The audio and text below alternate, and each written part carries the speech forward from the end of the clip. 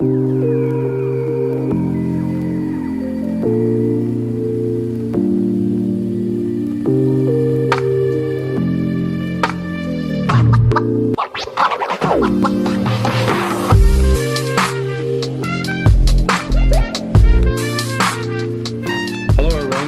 to another episode of the virtual BaconDAO AMA interview. Today we have one of the founders of Polkadex with us, Vivek. Welcome, Vivek. Hey, Dennis. Hi. Thank you for inviting me. Awesome. Great to have you here as well. So just a quick overview intro. At BaconDAO, we try to do these interviews live on voice, kind of like a radio show, podcast type of thing, where we keep it interactive. We have collected questions beforehand through our research and also within both of our communities, and we'll make sure to go through these. And in the end, we'll have a live segment where some of the top questions picked from our audience, the members can actually come on board to ask the questions live on voice, just to keep it a bit more interesting. So, great to have you here, Vivek. Are you ready to get started? Of course, yes. Let's get started. Awesome. Yeah, so I'll just go through a brief introduction first with you. So, what exactly is Polkadex? Can you give us a brief summary, history of the project, how you came up with it, and what is your main goal in the crypto space? All right. Okay. So Polkadex, as the name suggests, is a decentralized exchange. The difference being it is built on Substrate, which is the framework that powers Polkadot ecosystem. So the idea for building a DEX using Substrate is something which came up in the last 1 year. But before that, I was actively involved in trying to get the DEX experience to be better. And in fact, I got involved in 2013. That's another story, because I was into IT consulting for close to 15 years and then branched out into building products. And then it's about the same time in 2013 that I came across Bitcoin and the whole ecosystem. So that's when I started following it, and I was very interested in one of the projects those days. It was also a DEX-based, decentralized asset exchange-based project, for BitShares. So I was closely following that community, and I, in fact, tried to, create or try to experiment with creating a DEX on top of BitShares.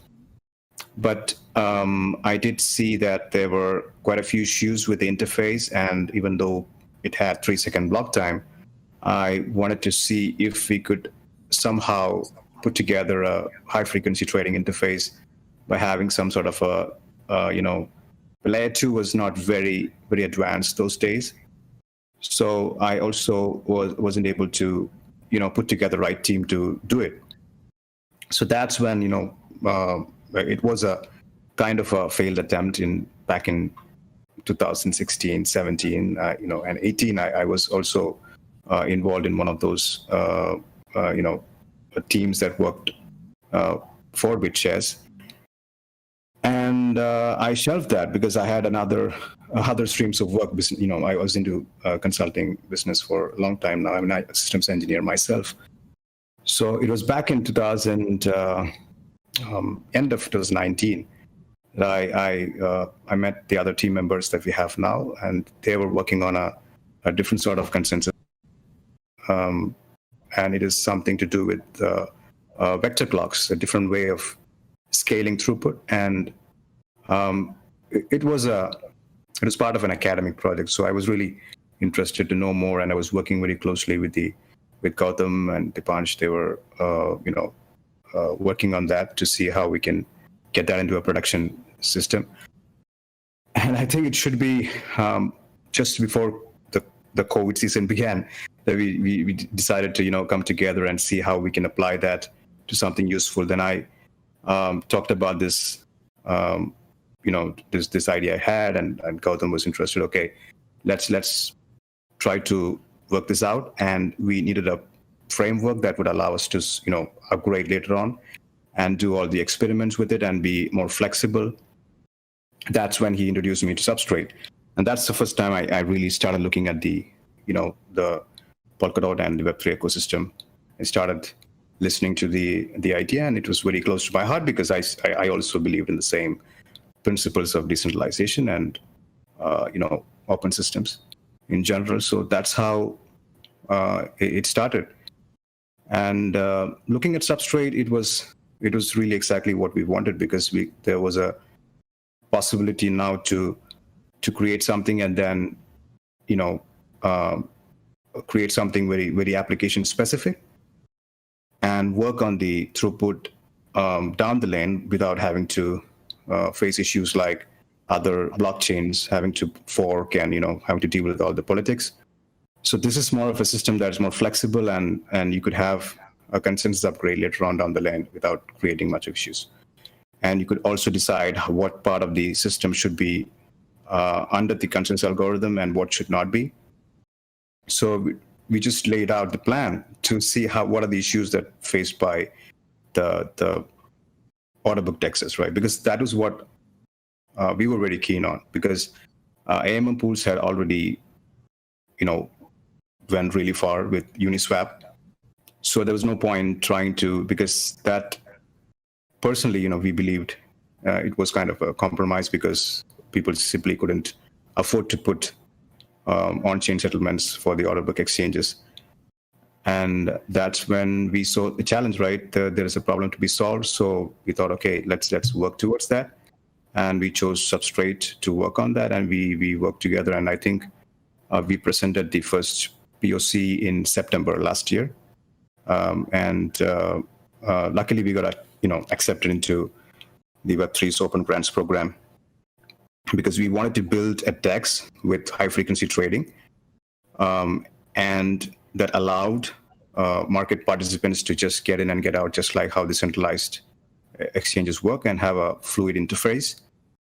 And since I've been a very casual trader, because to anyone who enters the space gets into trading in one way or the other to acquire some Bitcoins or something, So I've been a casual trader for a long time. So I've traded in DEXs and all sorts of other centralized exchanges just to, that sort of experience which we wanted to make use of and make sure that the regular traders who stays away from DEXs because they cannot make a profit can be given a platform which is non-custodial, and then work towards the other parts of the decentralization. If not, the 100% decentralization may not be possible at this time due to various things. So, but we can work outwards, right? We can work first, try to fix the crux of the problem, which is the trading engine, and then work outwards. So I think so far we have been able to reach, I believe, right now the architecture has been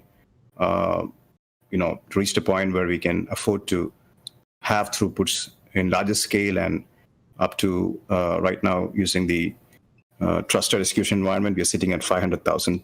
And also the latency is also brought down because it's a direct interaction with the hardware. So that way, I think it should be the way that we push the limits of DEXs, right? We should try and see how we can push non-custodial exchanges to be at least the main way to trade crypto assets, and then work towards other problems. I know KYC is an issue, not KYC people talk about, but there's a lot more problems to solve in the protocol layer. Let's solve that and then push towards other limits in the future. So that's been the goal behind working on Polkadex. Very cool. Yep. That's a very interesting but comprehensive overview of the project.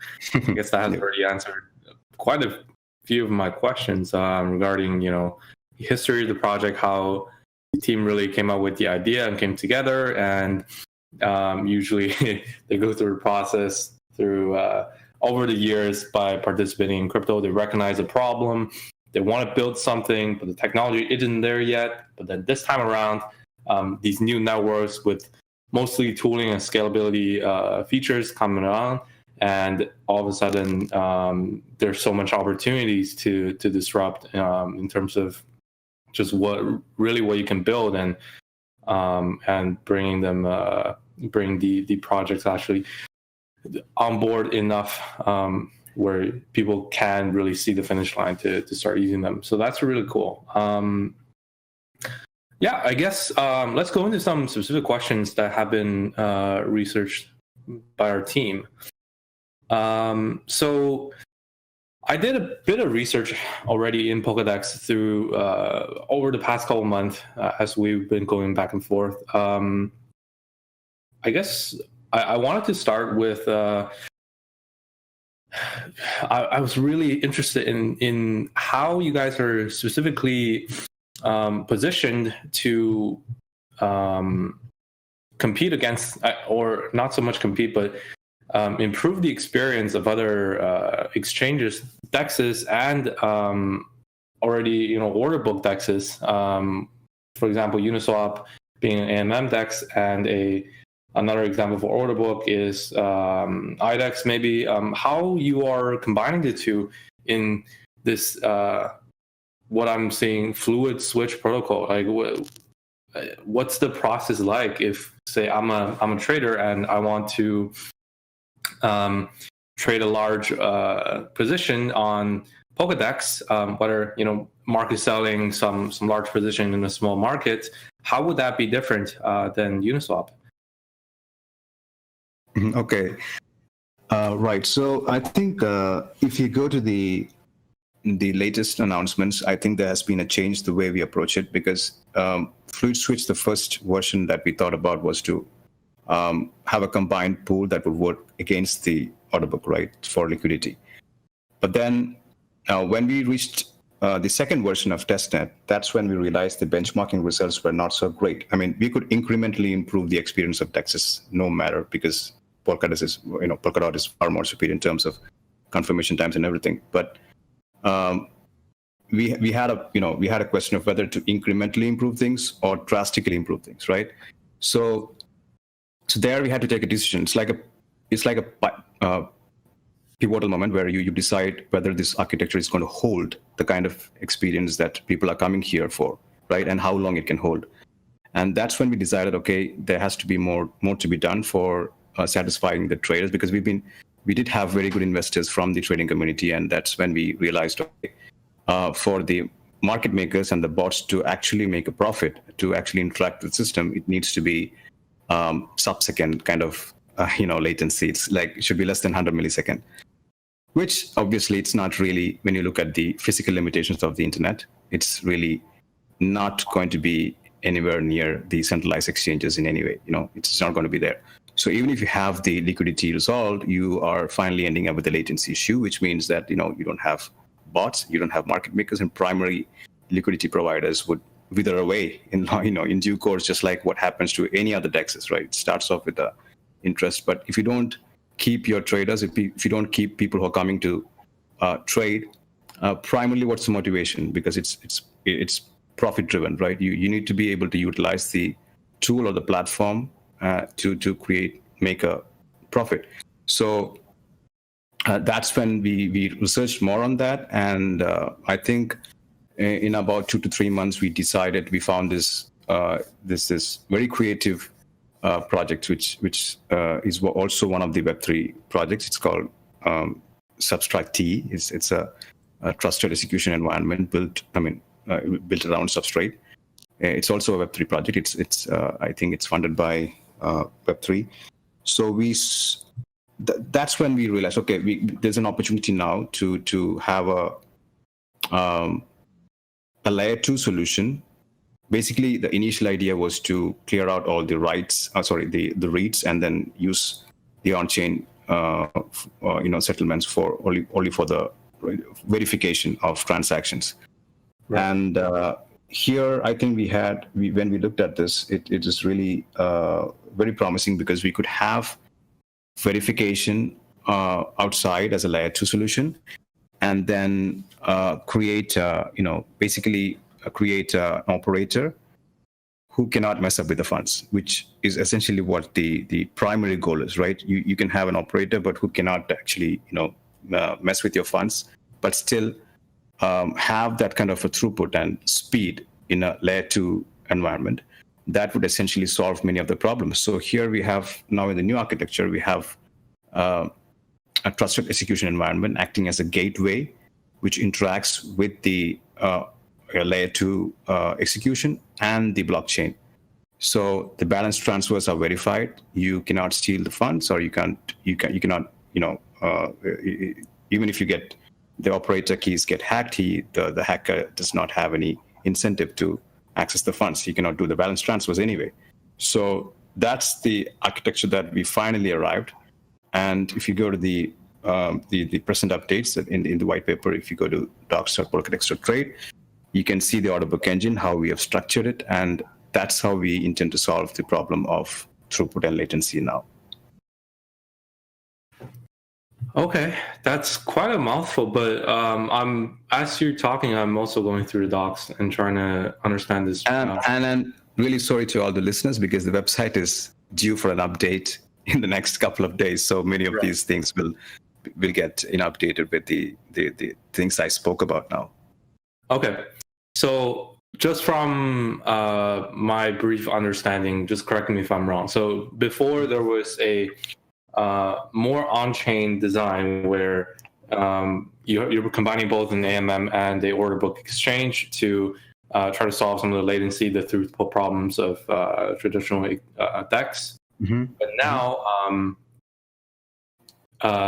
first off, you have seen a promising layer 2 solution that will also that will further improve the sort of network throughput, and you're also you change the design where you'll only be using the even layer 2 blockchain as verification. So essentially all the trades are happening in a more centralized fashion, but also verified on chain. So kind of like you're doing your own batching of these trades. Is that somewhat accurate? Yeah. So basically what we're trying to achieve here is the latency that is required for the traders in the beginning, but at the same time have verifiability for transactions, and to have a non-custodial operator, right? There are there are several other algorithms that we looked at, like commit chains in Ethereum layer 2 solution, and finally we understood that even with the commit chains, it is not possible to even if you have a very fast layer 2, it ultimately depends on the confirmation time on the main base layer. So that's how we came up with the execution of substrat T environment, which means that the initial load is taken by the hardware instead of directly going on chain, right? And that hardware should be kind of trustless and encrypted, where even the operator should not be able to control anything, right? We don't know what's going on there, right? It's fully encrypted. And that's what SGS brings. And I think that TEE solution is perfect for DEX. And I'm really surprised why nobody looked into it. I mean, so I think it should be the first DEX that's with this kind of attempt. So let's see how it goes. I think it should work. I mean, it looks very clear from an architectural point of view, and we have a very good team, and it's a joint effort from substrat T team and Polkadex to jointly develop this. So it will be really fast because it's just like interacting with the native hardware. So there's no question of latency anymore. So and it's completely non-custodial. You're not leaving your funds anywhere. You can trade directly out of your web wallets or hardware wallets. Okay. And with a signature, yes, that's what we want to first achieve, right? So that's how we've changed it. If you look at the architecture, you can see that. Right. So, so I guess that makes it a bit clear for me, just looking at your docs over again. So now the Polkadex project has the Polkadex order book and the Polka pool, which is similar to AMM. So are these two projects now, or are these two products or features interconnected? I guess my better question is, from a user perspective, when I come onto the DEX, is it going to be one interface where I have both the benefits of the order book and the pool, the convenience of the pool, or is it, I have to choose between two platforms? You can seamlessly do both from the same interface, because it's even though there's no liquidity sharing anymore, because it's not really required now. It's become redundant, right, with the new architecture, because it's completely solves all the problems initially what we set out to solve. So, but for the swap pool, we have tried to make some improvements. For if you look at the way how the things are right now in Uniswap, we tried to again be creative with Substrate, because it allows something called confirmation of transactions without having to go through the based on gas fees, right? Based on transaction fees or the amount of fees that is paid. So you basically decouple that, and you have a confirmation model where it's simply first in, first out kind of queue. So right. you are allowing transactions to go in the same order, which means that you can create a swap pool without having to go through any sort of front running. So that's in one shot you solve two problems. Yep. Makes sense. So So that's how the idea of swap pool came up. But our focus has always been on the order book, but this is something plus which came through because it's possible to do it in Substrate. Okay, very cool. Yeah, so that clearly solves the problem of front running as well. First in, first out makes perfect sense. So there's no gas wars. Okay, so let's move on to some more questions regarding the project holistically. So this question was very interesting. So in terms of Polkadot's and parachains, do you have any plans to secure a parachain slot, and what are the progress so far? I think lots of people will be interested in this kind of questions that can bring a lot of integration to the platform. Yeah, definitely. I think we have quite a few plans in mind, especially the treasury. We have kept aside a large chunk specifically for the auction, and we also have some plans which will be announced in the after the IDO and the whole listing process is over. We are planning to have .auction. We have we would be participating in one of the stake pools, most likely. Yeah, with we got admitted to the Binance stake pool, staking labs, that the program is coming up later this month. So that will be part of the initiative to try and collect as much interest as possible, and create awareness on the community on how or why a parachain is important for a project like this, because it's good for the community to have interoperability into it and out of Polkadot, and it's very essential that if we are able to achieve what we have here, we have a great product that even the entire ecosystem can make use of. And we do have a sufficient number of tokens in the treasury, which should be which is kept aside specifically for purposes like this. And I think it should happen in due course, because right now I think there are only 4 slots per auction. So I think the first is already there's a queue there, all right? So and our focus is also on the order book first. Let's release the testnet. Let's show how it works, right? So that's the primary focus right now. And parallelly, we keep working on the parachain. Okay, sounds like a plan. Very cool. I guess that ties into this question, which is how do you see Polkadex's long-term trajectory? What are some of the long-term spans for regarding your roadmap, and how do you plan to take this to convince both the community, I guess, to continue using Polkadex post-launch, parachain slot auction hype, post all the price speculations? What really separates Polkadex from the rest of the many other DEX clones that are simply sort of riding the wave of interest right now? Right. Okay.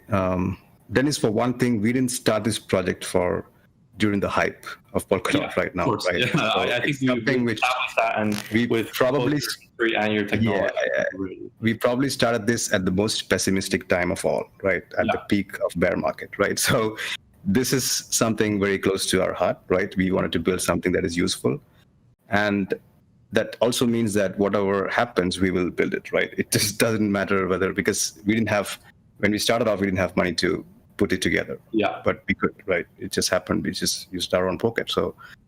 So I think from that perspective, we didn't have all these, we didn't have an ambitious fundraise initially. The first goal was to create a prototype and see how we can achieve the kind of speeds that we wanted to achieve. And it is only simply lucky that, the market changed all of a sudden in December and things became easier. And when we started raising funds, I don't think it was very easy because everybody was very picky back then in July, August. And that's when we started working on this. So we knew that, fundraising wasn't easy. So as developers, we were ready to go for the long haul. We were ready to, buckle down and, try and build something slowly but steadily. But now, fortunately, we have a very good market, and fortunately, we had a very good fundraise, and we are fully funded now to release the product. So it doesn't really matter which way the market goes. We will bring it. I mean, we can build it. So that is something that gives a lot of confidence compared to last year, that it may be slower, right? Because you now you can hire more developers. It's easier to have a very aggressive roadmap. Mm-hmm. So that's why we were able to achieve many things that, suddenly when things, got into a better shape, we had the, 2 versions of testnet released and benchmarked the entire substrate for order book execution.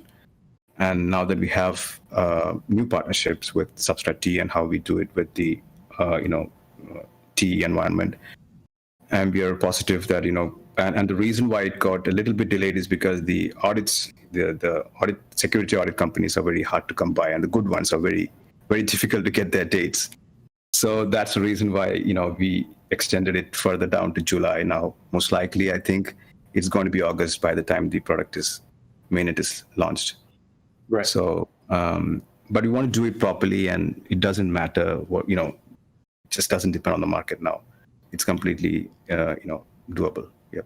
It's very cool. Yeah, that's the kind of question that we always ask every project. But I think it from how you've approached this from the beginning, how the difficulty of it, but you really believing in your own project and just trying to build it out in any way you can, and focusing on the technology. And just luckily the market really started to open up. That's a really good story to get behind, and I fully believe that you guys will be able to pull this through, seeing you have lots of progress so far already. So we have a couple more points that we could go through. So there are 2 other features that seem very interesting to us that have a bit of documentation in your website. Aside from the main DEX, they are Polkadex fungible assets and the decentralized KYC. Let's go with the fungible assets first. What exactly is this feature? Yes. So that's something which again came up with the, when you realize the pain points of, issuing a token contract and the IDO and everything, in Ethereum mainnet. So we wanted to see if we can actually make a cross-compatible token where you can mint these tokens in Polkadex and take it back to Ethereum without having to worry about any compatibility issues. So it's like a more kind of a fungible token. So it's really possible to have that built on Substrate where it can go to both sides without any friction using these bridges that are available now. Once you have the parachain, you may have more trustless bridges, but until then you have many other better off, there are other technologies that are being developed by really good teams. We have ChainSafe doing great work with the chain bridge. Yep. So these are things that we can utilize and try and see how we can create a fungible asset which works cross-chain. I mean, you can take it to ERC20 and then bring it back. It doesn't matter. I mean, it just works both ways. So right now, it's not really, if you have an ERC20, it doesn't work inside Substrate. You have to have a bridge and then have a, minting here. So this can be done with what we are building. So yeah, that's what you're trying to create, a fungible asset that works across both chains. Very cool. Yeah. So that makes sense. So I guess it's a platform that allows you to, within Polkadex, that allows you to issue any fungible assets. So a fungible token natively on the Polkadot ecosystem through through the parachains and through the chain bridge back to Ethereum. These tokens can move natively and seamlessly within parachains and also to Ethereum. So that's cool concept. Very cool. And also, it's great to hear that you're using chain bridge. ChainSafe is one of the top dev shops in Toronto, and I'm based out of Canada. I actually know Aiden quite well from back in the day. Okay. Yeah, I went to a lot of hackathons that were sponsored by ChainSafe, and they do great work there, and open source great work in Ethereum, in Cosmos, Polkadot ecosystem. So yeah, definitely great to see that you recognize their tech. And the other thing that we were interested in is this decentralized KYC. I couldn't find much info on this. Okay. Yeah. Is there any updates on this? All right. So that's kind of a kind of a compromise that we have to take right now with what we're trying to build, right? So we definitely need to have a system of some kind of identification of people who are trading to have an interface with, because the idea was to actually have this to be interfaced with regular banking channels. Like, for example, someone who's new to the system should be able to come and swipe the credit card and get his tokens custody in his own wallet, wherever, I mean, it's hardware or whatever. So we also wanted to see that as a way to bring in liquidity and to make DEXs more mainstream, right? Otherwise, it'll still be stashed away as a very techie sort of environment where only the experienced crypto traders would come and trade. But in order to make this kind of a mainstream concept, like non-custodial assets, right? Non-custodial trading, to remove the middleman kind of concept, right? So if you want to do that, you have to demonstrate that it works within the realm of how society operates. So there has to be some sort of a proof of identity. So this decentralized KYC seemed like a very, okay to, because it doesn't really allow you to access any user data. You have a proof of identity that is given out by the network. So the blockchain itself can get or verify somebody. It's more like a proof of identity rather than a KYC, where we don't get to see who it is, but we know that this person is verified through some other. So that's provided by another Web3 project called Kilt. So they work with third-party providers, but we just interact. Our blockchain just interacts with Kilt to get this proof of identity, and we use that for making sure that it's just okay. This person is fine, to trade. So that's something which is handled by the blockchain itself. Okay, very cool. Yeah, I think in order to bring a more cohesive experience, to bring a truly DEX experience to the mainstream, most things have to be abstracted away. So like I said, earlier I mentioned, right? See, I think non-custodial part is the first thing that we have to solve. The other things are smaller compromises we have to make to advance this technology, right? We can't get everything in one, in if you look at how it will evolve. So we should start from here and then slowly make progress. But this looks like a decent compromise to make, to at least allow the users to have control on their data, at least not allowing any central party to have all access to everything, and then they can do whatever they want with user data. Yep, makes sense. All right, so that brings us to most of the project features that we're truly interested and excited about and wanted to ask. So I guess that leaves us with the Polkadex PDEX token. And can you go through some top utilities of the PDEX token within the platform? Of course. So PDEX is essentially, again, it's going to be a it's going to be a reward token for validators, right? And later for collators once it becomes a parachain. Right. And it also means to incentivize participants to bring in liquidity to the platform. So basically, it's designed for an inflationary model, but the blockchain will be self-correcting, where it will be programmed to self-regulate the supply to 20 million. So the moment it goes about 20 million, it's going to have a system where it will be burning the tokens, not to have. It's not a manual process, but it self-corrects and makes sure that it's within the range of 20 million all the time. Mm-hmm. So those, and also for governance, for example, I mean, you need to have tokens for voting and for proposals, and what if there is a any sort of decisions for ecosystem building and how the funds should be utilized, because the treasury holds about 40% of all the funds now, right? So there is a voting mechanism for further governance of the network.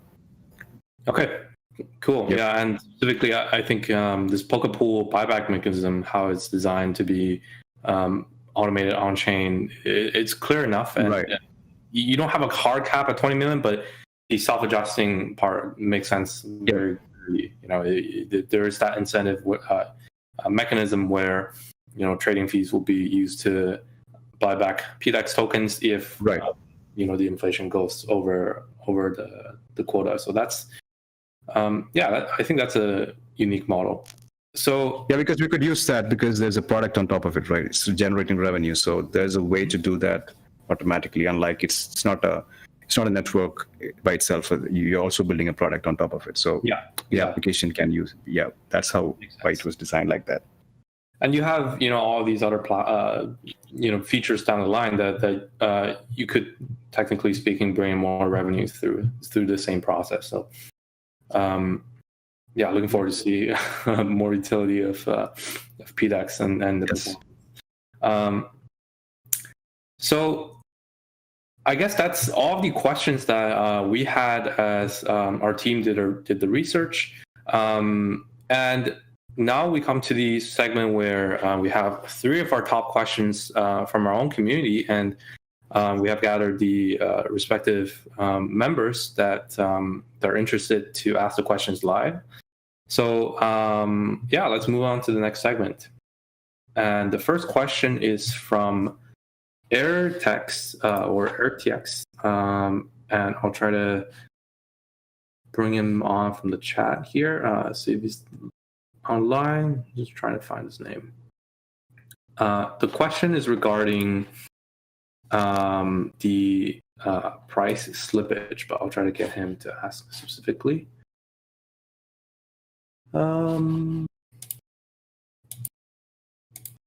See here. I'm not sure if I see him in the. Okay. I don't really see him here, but I'll just ask for him, and I'm sure he'll really appreciate this question. So the question is, how tight are the controls on price slippage, or I guess in a more how I would phrase this is, what are the price slippage improvements, both in the Polkadex order book and the Polkadex Polka Pool, so the AMM exchange as well? What are the slippage improvements in your exchange that you've seen, or if there are any numbers at all? Well, I think in the order book it'll be completely. Exactly. It's not even a question of any more slippage. Yeah. Mm-hmm. Yeah. So when it comes to the pool, yes, obviously, it depends on 2 factors. One is the, since there's no more front running, there's certainty to your transaction, right? You have an order. the order of execution, and then obviously, once liquidity builds up with our, that's why we had this perpetual liquidity rewarding program where the inflation is basically designed for rewarding people to bring in liquidity. So which means that the pool grows. The larger the pool is better for lesser slippage. Yep, makes perfect sense to me. And the next question is from Nate VJ. He asks, what impact do you think Polkadex will have on other decentralized exchanges and potential integrations? I guess this is a bit... Sorry? Yeah, so what impact do you think Polkadex will have on other DEX exchanges? Will other exchanges, what sort of features that is Polkadex doing that other exchanges are not doing, both in terms of the network choice, in the throughput, scalability aspects, and also within the DEX and order book exchanges in the Polkadot ecosystem? What are the truly unique factors of Polkadex's design that other DEXs will inspire other DEXs to evolve and integrate? Right. Yeah. If you look at the architecture, you can see that it's completely different. I mean, there's no other project like this. So it's simply because it's the idea to build the order book was not very popular when we started. Right. Everybody was behind the success of Uniswap, and they were trying to see how better bonding curves, and they were trying for incremental improvements in trying to make a better Uniswap on Polkadot. Yes, that's going on. I respect all the projects. I have nothing against anybody, or so this it's happening on one side, but our focus has always been on the order book. Right. And since it's something, it's kind of a dead end for most people, they didn't want to try it. I mean, it's difficult. So we clearly know that we are probably solving the hardest problems, for the trading. So that if you look at, I don't think there's any other order book DEXs coming up in the Polkadot ecosystem, for instance, but there are others trying to achieve similar manner, right? There are projects like Solana, working their own ways. So everybody's trying, in the direction is very good, and I think we should get there together, right? So if we make a breakthrough and we can show how this can work and create a new way to approach things, this can be utilized by everybody. I mean, this is something which is going to help the way we trade in DEX environment, which is, and it's a different way to look at it. And because if it is able to achieve the way we design, it can also change the way how regulations functions around the way crypto assets are traded. For example, exchanges, right? So basically, at some point, you could have, custodial exchanges as you cannot hold custody of funds, right? It could reach a point. So that's the paths we are following. So it's just a matter of time. We should get there. Very cool. So we are very unique in terms of where we're heading. We don't. If you compare the features and the architecture, you can see that. Mm-hmm. I guess this sort of answers the last questions that from our community as well, which is how exactly is Polkadex trying to change the game of DEXs, specifically your vision, like which aspect are you trying to best improve, and where you think the big opportunity is. And I think that's in order books, in these types of exchanges that most projects are missing out on. It's the proven model of custodial exchanges, but it's a bit more difficult to do, and everybody's focused on AMM pools, Uniswap-like, and trying to make that experience better. But inherently, that's a less advanced model where you don't have as much control and features, and market making is not so efficient. So and this person, our last question also brought up the example of Sovereign, which is another decentralized exchange that's connected to Bitcoin. But I think the question still remains, what is your overall vision? Just to summarize. If you look at the market, right, crypto trading market, when I last checked, it goes up to 7 billion trading volume, right? Out of that, DEXs are hardly doing, DEXs hardly do about maybe 200 million or 500 million. Maybe 1 billion now that we have Uniswap. So I think there is a big room for improvement on who is trading on these DEXs, right?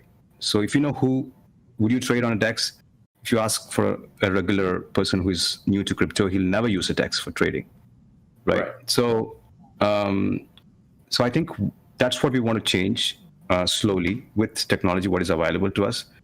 And once Polkadex goes live, we will be the first non-custodial exchange with high-frequency trading and the kind of throughput that we are trying to bring in. So which solves many problems, because first is the custody is gone, and you have an interface that is smooth, fast, and you can actually trade out of your own wallet without trusting anybody. That itself is a game changer, right? Right now, there are other DEXs, but it doesn't really give the kind of experience that traders need for bots and market makers. So solving that itself is a big advancement to the way where we want to go. So that's what Polkadex will bring in. And that's going to be the biggest difference compared to the DEXs. Very cool. Yeah, and we had some interesting questions in the chat as well, but I think these are very much answered already. Centralized exchanges have APIs to interact with them. Will Polkadex have something similar? I understand you are already building high-frequency trading bots that will really bring up the trading volume and the efficiency of the order book DEX of Polkadex, but is something like external API access you're down the line that you planned? It can be done. It is very much possible, because the way the architecture looks like, it's the gateway itself is basically the TEE can act as a gateway, and you can have yes, I think APIs are possible. Yes. And that's the only reason why bots would connect, right? So it has to be. This is the way it's going to work. There will be APIs. Very cool. Yeah, so that's about all the questions that we had.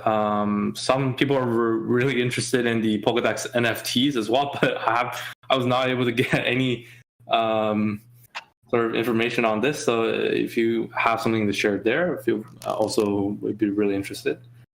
Yeah, I think NFTs are a cool way to look at things, the way to reward people, right? And we have to be creative in rewarding people for participating, and how we can encourage community building and all sort of things. So I think that's why we wanted to have some sort of a because it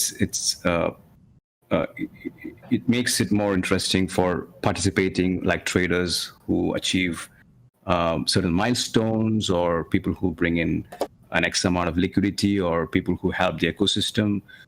So it's a cool way to reward them, right? So that's something we have in the pipeline. Yes. Very cool.